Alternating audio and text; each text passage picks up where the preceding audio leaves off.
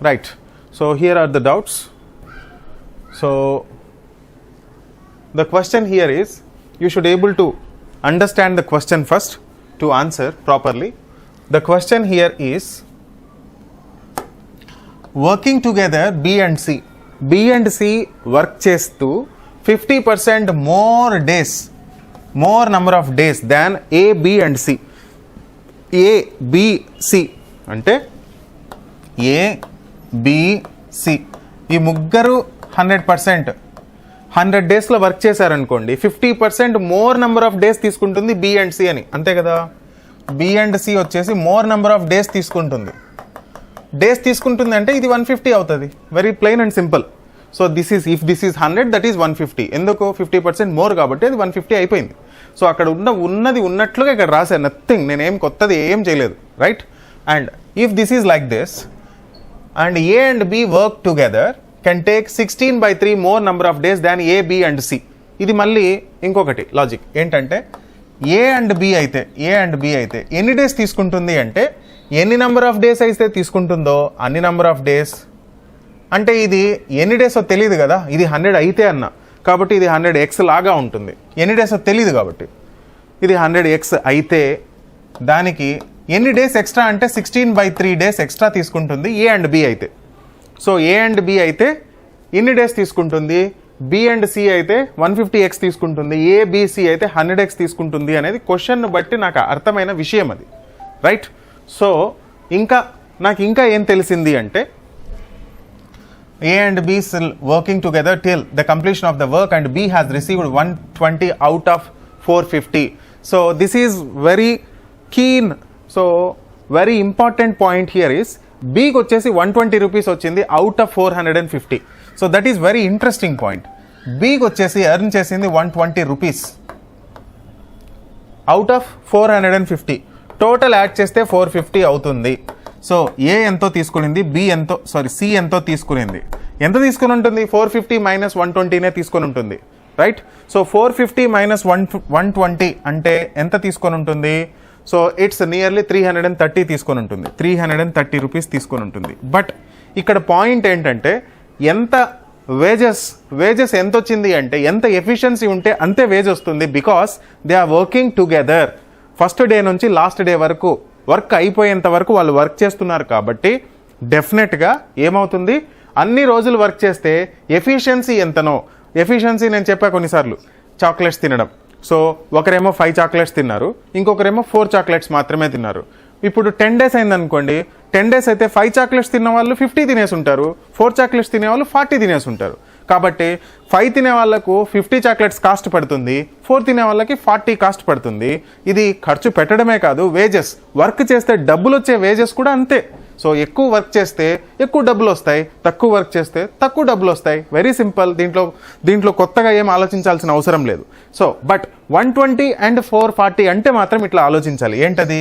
120 divided by 450 అంటే fraction, what part of a fraction అని తెలుసుకోవాలి అంటే 3తో నేను డివైడ్ చేస్తే 3 4 టైమ్ 3 and 15 టైమ్స్ అంటే వాళ్ళు A, B అండ్ C మొత్తం కలిపి 15 పనులు చేయగలుగుతారనుకోండి.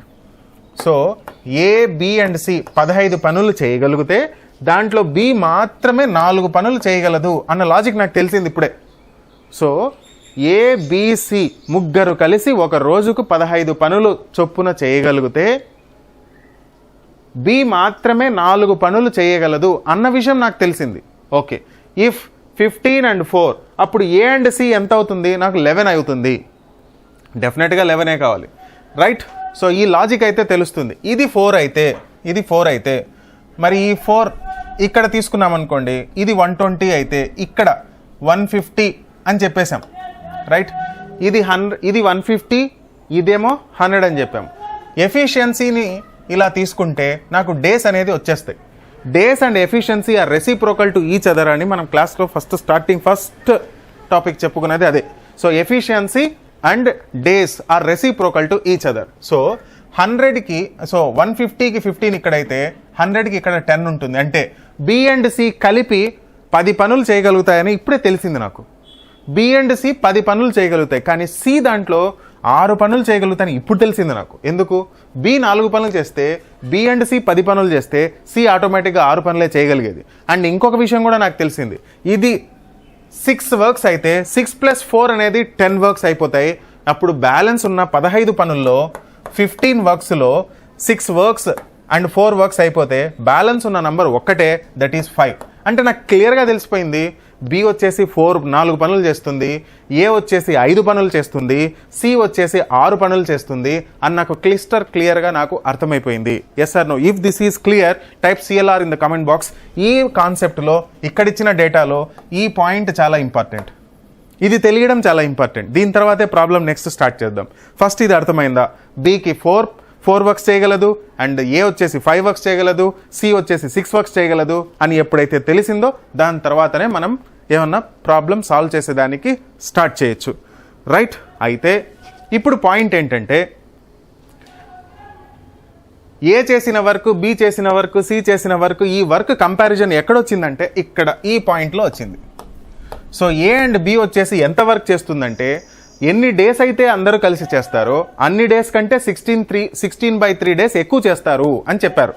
16/3 ఎక్కువ చేయాల్సి వస్తుంది అని చెప్పారు. అంటే ఈ తక్కువ నెంబర్ ఆఫ్ డేస్ ప్లస్ 16/3 అనేది ఏంటంటే 100x అనేది ఏంటి? 100x అనేది value, number of days.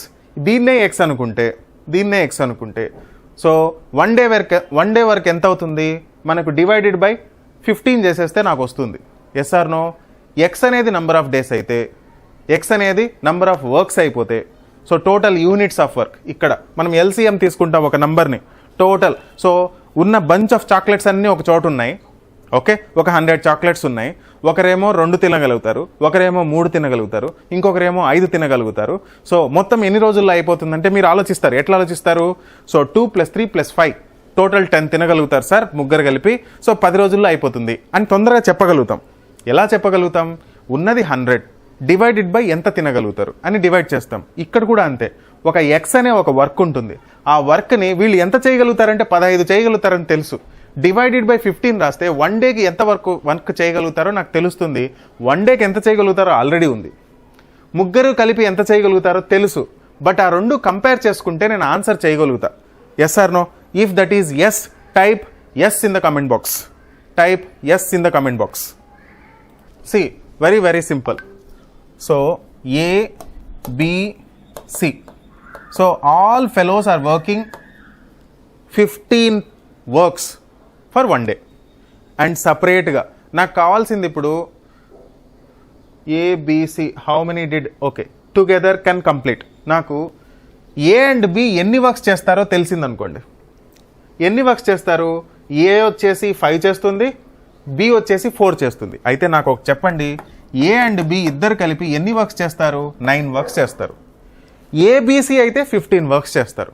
Okay, ఎప్పుడైనా సరే ఇంతకుముందు 100 చాక్లెట్స్ అన్నా కదా, 100 చాక్లెట్స్ డివైడెడ్ బై 2 + 3 + 5 ఎలా అయితే రేసానో, first person 2, second person 3, third person 5 chocolates అంటే మొత్తం యాడ్ చేసాం. సపోజ్ లాస్ట్ అతన్ని తీసేద్దాం, ఫస్ట్ అతను సెకండ్ అతను మాత్రమే తీసుకున్నాం. 2 + 3 ఎంత అవుతుంది? 5. 100/5 అని రాస్తామా రాయమా? Yes or no?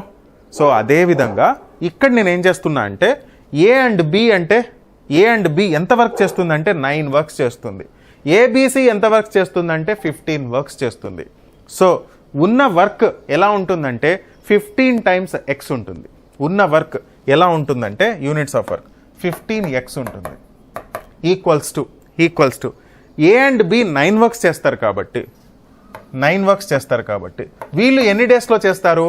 ఇక్కడే రాసాం 100x + 16/3 అని. ఏ అండ్ బి, ఇది ఏ అండ్ బిది కదా పని, కాబట్టి ఏ అండ్ బిది డేస్ రాయాలి. ఏ అండ్ బిది ఇది ఎక్స్ అనుకున్నా కదా, సో ఇది x + 16/3 అని రాస్తే చాలు.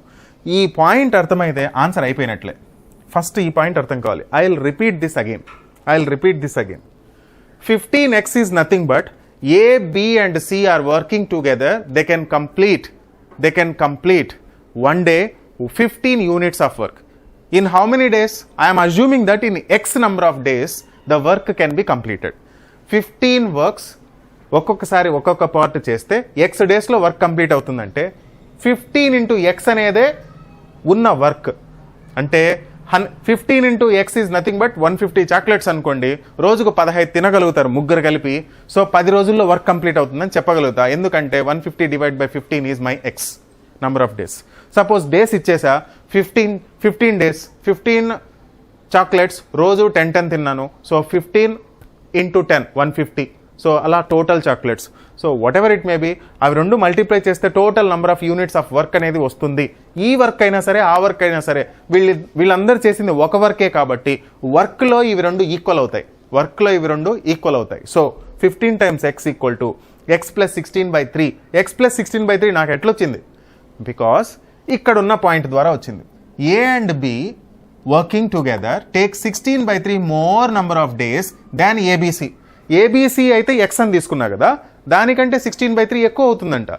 ఏ అండ్ బి ఎంత చేస్తుందంటే 9 చేస్తుంది కాబట్టి 9 into x plus 16/3 చేసేస్తే చాలు. Solve X, you will get your answer. ఇది సాల్వ్ చేయడం కూడా వెరీ వెరీ సింపుల్. ఇది 9x అవుతుంది, ఇది 15x అవుతుంది. 15x minus 9x is 6x. 9 3 times అవుతుంది. 16 3 times is 48. సో ఇదేమో 6x 48, x is 8. So finally x value is 8. So answer is 8 days. If you are clear, type CLR in the comment box. If you are not clear, type N in the comment box. I'll explain again, don't worry. Excellent. Sadiq clear, Reshma clear, Shushmita clear, Prasad, Madhavi, everyone clear. Very good. Very good. And Bhavani, you are not clear. Okay. Good. So Bhavani, I can suggest you ki you please go through the store videos of time and work so that you can understand in a better manner. So basics and live sessions అన్ని జరుగున్నాయి, అవన్నీ ఒకసారి cover చేసి దాని తర్వాత problems, దాంట్లో assignments కూడా ఉన్నాయి. Please solve the assignments. If you do it then only you can understand, right? Okay good. So moving to the next question. So next question here is, how many pair of digits have same number of digits between them in the number 5 7 3 8 1 4 2 6 9 as in the number series? Number సిరీస్లో ఎలా అయితే ఉంటుందో అలానే సేమ్గా వస్తుందంట ఇక్కడున్న number. అది ఎలా possible అంటే, please observe the digits. How many pair of digits have same number of digits between them. So ఎన్ని పెయిర్స్ ఆఫ్ నంబర్స్ ఉన్నాయంటే, నంబర్ సిరీస్ అంటే నథింగ్ బట్ 1 2 3 అంతే, రైట్? ఇక్కడ నంబర్స్ రాస్తాను. సో ప్లీజ్ అండర్స్టాండ్, క్వశ్చన్ ఉన్నది ఉన్నట్లు చేయొద్దండి, దాన్ని అర్థం చేపిస్తాను మీకు. వెరీ సింపుల్గా ఉంటుంది, ఫన్నీగా ఉంటుంది.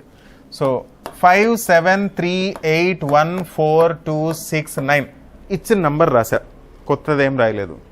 Now you please understand here, అది ఆర్డర్లో రాసేద్దాం. ఆర్డర్లో ఇన్ ద సెన్స్ నంబర్ సిస్టంలో ఏ విధంగా ఉంటుందో అది రాద్దాం. 1 2 3 4 5 6 7 8 9. So if this is clear, నేను ఇక్కడ రాసా. ఇప్పుడు నేను క్వశ్చన్ చదువుతా చూడండి. How many pair of digits have same number of digits between them? Same number of digits ఉంటాయి. ఎలా? ఇప్పుడు 1 3 ఉంది ఇక్కడ చూడండి, సిరీస్లో ఇది 1 2 ఎన్ని డిజిట్స్ ఉన్నాయి? 1 డిజిట్ ఉంది, రైట్? 1 డిజిట్ ఉంది. ఇక్కడ కూడా 1 3కి 1 డిజిటే ఉంది. So that is what they are expecting us to no.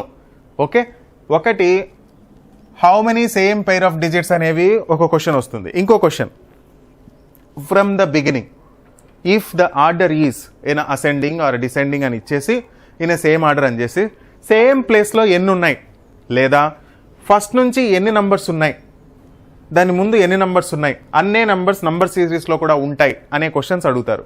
At that time మీరు వాడు చెప్పినంత రాసుకుంటా ఉంటే టైం అంతా వేస్ట్ అవుతుంది. జస్ట్ ఈ ఆర్డర్లో రాయండి. అటువంటి type of question, not this question, అటువంటి టైప్ ఆఫ్ క్వశ్చన్కి అయితే 3 is over and 9 is over. So only 2 is the answer. అటువంటి టైప్ ఆఫ్ క్వశ్చన్. ఎటువంటి type of question?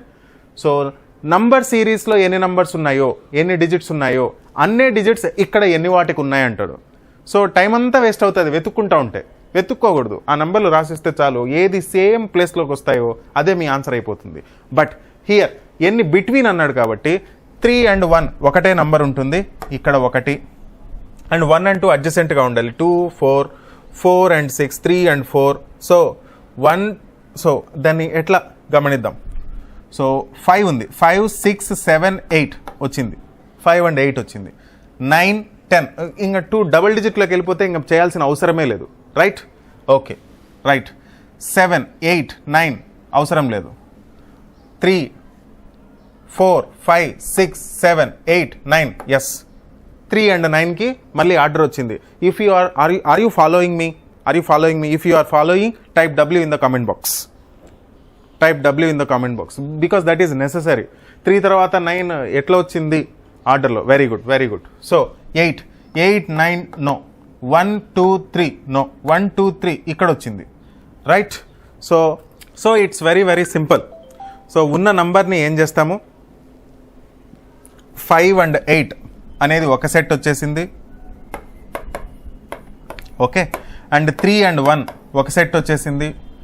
And 3 and 9 ఒక సెట్ వచ్చేసింది. ఇంకా ఏమన్నా ఉన్నాయా? 4 5 6 యా 4 5 6. సో 4 and 6 ఒక సెట్ వచ్చేసింది. ఇంకా ఏమన్నా ఉన్నాయా? సో 2 3 4 నో, ఇంకా అవసరం లేదు. 6 7 నో. ఇంకొకటి, కొన్ని సందర్భాల్లో క్వశ్చన్స్ ఎలా ఉంటాయంటే if it is alphabets, okay, reverse కూడా మనం ఆలోచించాల్సి వస్తుంది. ఎలా అంటే 3 2 1 లేదా 1 2 3 బోత్ ఆర్ సేమ్. సో నేను ఇంక్రిమెంట్ ఆర్డర్, ఇది ఇంక్రిమెంట్ ఆర్డర్. ఓకే, ఇదే రివర్స్లో కూడా ఆలోచించాలి. ఎలా? 5 4 3 యా 5 4 3 ఎస్ ఆర్ నో? రివర్స్లో వచ్చింది 5 4 3. సో ఇలా రివర్స్లో కూడా తీసుకోవాల్సి వస్తుంది. ఇఫ్ ఇట్ ఈజ్ మెన్షన్ చేస్తే తీసుకోవాల్సి వస్తుంది. Very good. So I'm repeating again. So how many pairs, question clear, how many pairs of digits, ఎన్ని pair of digits has same number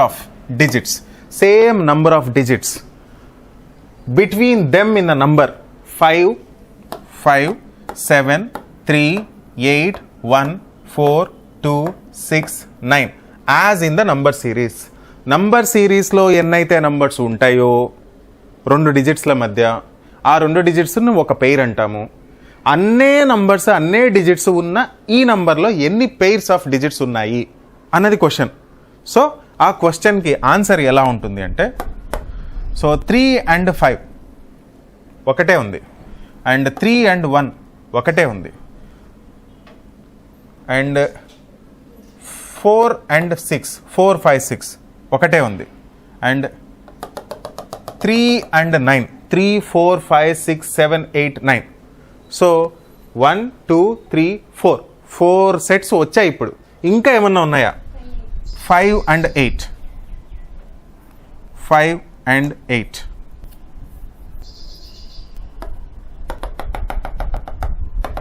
so 5 and 8 కూడా ఇంకొక సెట్. ఎలా? 5 6 7 8. So I'm getting 1 2 3 4 5. So 5 sets ఉన్నాయి ఇక్కడ. 5 4 6 3 more than 6. ఇంకా ఏమన్నా ఉన్నాయా? So 1 2 3 అయిపోయింది. 3 4 5 ఎస్. 1 నుంచి 5 కూడా ఉంది కదా? Yes sir, right. And 3 4 1 2 3 4 5 no, ఇంకేం లేదు. 4 5 6 ఎస్, ఆల్రెడీ దేర్. 4 5 6 7 నో, ఇంకా ఇటు సైడ్ లేదు.